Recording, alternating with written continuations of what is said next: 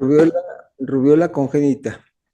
es la enfermedad desarrollada en el embrión humano como consecuencia de la invasión del virus de la rubiola durante el embarazo, con riesgo posible en su evolución a causar abortos, malformaciones congénitas o compromiso nutricional al nacimiento.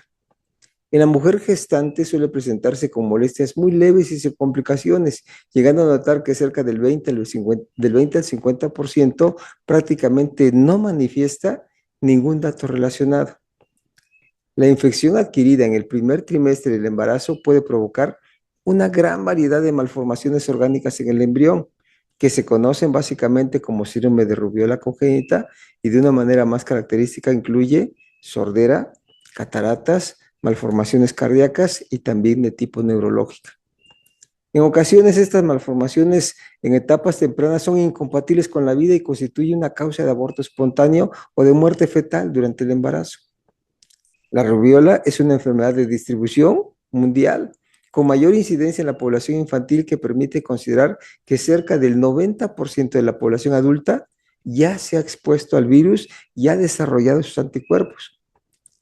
Con el inicio de la aplicación de la vacuna a partir de 1969, se ha notado una disminución muy importante de la enfermedad en los niños y la afección embrionaria, que es el cuadro de la rubiola congénita.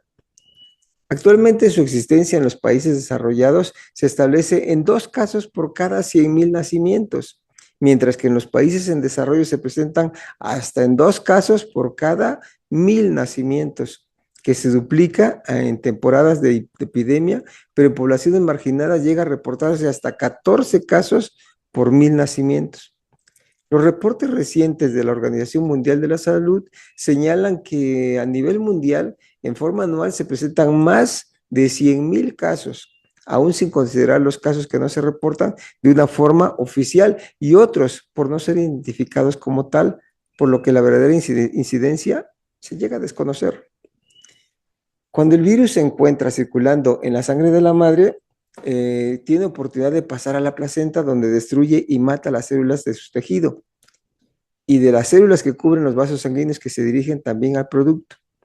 Los virus y las células que los contienen actúan como émbolos dentro de la circulación del embrión, llegando a quedar atrapados en algunos tejidos con una mayor predisposición, evitando que tengan un aporte adecuado de nutrientes, oxígeno y sustancias asociadas al desarrollo, generando en consecuencia en la mayoría de los casos la degeneración del tejido a formarse y, como otra alternativa, no lograr conseguir el nivel de desarrollo final del tejido que esté involucrado. En algunas partes, los virus causan la lesión por la presencia de sus partículas extrañas en el interior de la célula, y en otras partes siguen en su condición de replicación viral, con un daño asociado a las células de los tejidos, que permiten entonces casos de un daño directo y con oportunidad de poderse multiplicar por un tiempo prolongado. Es posible que un bebé recién nacido afectado por esta infección pueda tener liberación del virus infectante en diferentes medios, como el líquido que circula por el cerebro y nervios, que es el líquido cefalorraquídeo,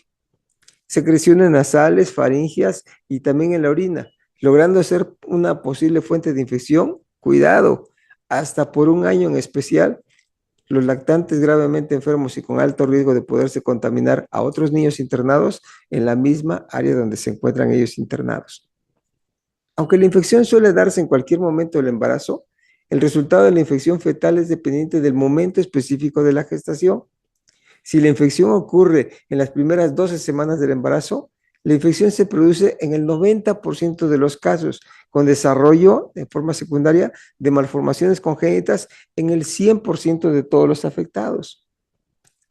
A partir de las 13 a las 17 semanas de embarazo, el riesgo de infección es del 60%, con riesgos de defectos en cerca del 50%, y a partir de las 18 a 24 semanas, el riesgo de infección ya pasa a ser de un 25%, sin ningún riesgo de malformación, ya que posterior al primer trimestre del embarazo, el daño fetal disminuye porque el feto es protegido por el desarrollo progresivo de su respuesta inmunológica y la transferencia pasiva de los anticuerpos maternos, además que la formación de los diferentes órganos ya se ha establecido de una forma más completa.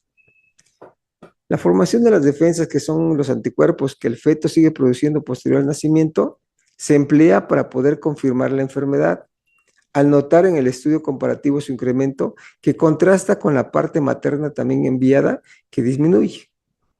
De acuerdo con revisiones enfocadas a esta enfermedad, los daños más frecuentes que se pueden presentar en orden de frecuencia son el daño auditivo, malformación cardíaca, cabeza pequeña que se conoce como microcefalia, cataratas, peso bajo al nacimiento, hígado y vaso crecidos, lesiones vasculares, retardo mental, defectos genitales e infección cerebral como una meningoencefalitis. En forma posterior, considerando que esta enfermedad condiciona daño a diferentes órganos y tejidos, es posible que al paso del tiempo se puedan presentar otras alteraciones, como hepatitis, miocarditis, lesiones óseas, defectos dentales, hernia inguinal, neumonía, calcificaciones cerebrales, alteraciones tiroideas, diabetes, que también incluso es dependiente de la insulina. En forma más característica, esta enfermedad incluye una tríada de afecciones muy habitual que incluyen cataratas, pérdida auditiva y malformación cardíacas, debido a que el desarrollo de estos tejidos se presentan en una forma coincidente en el mismo tiempo. La incidencia de alteraciones cardíacas en esta edad es de un 65% de todos los casos, teniendo como lesión más habitual la persistencia del vaso sanguíneo que conecta la circulación de la aorta con la pulmonar, que se conoce como conducto arterioso, seguida de la disminución del calibre, que se llama estenosis del vaso pulmonar y de sus ramas. Otra cardiopatía congénita que es menos frecuente en la existencia es la existencia de un conducto entre las cavidades del corazón con defectos de pared.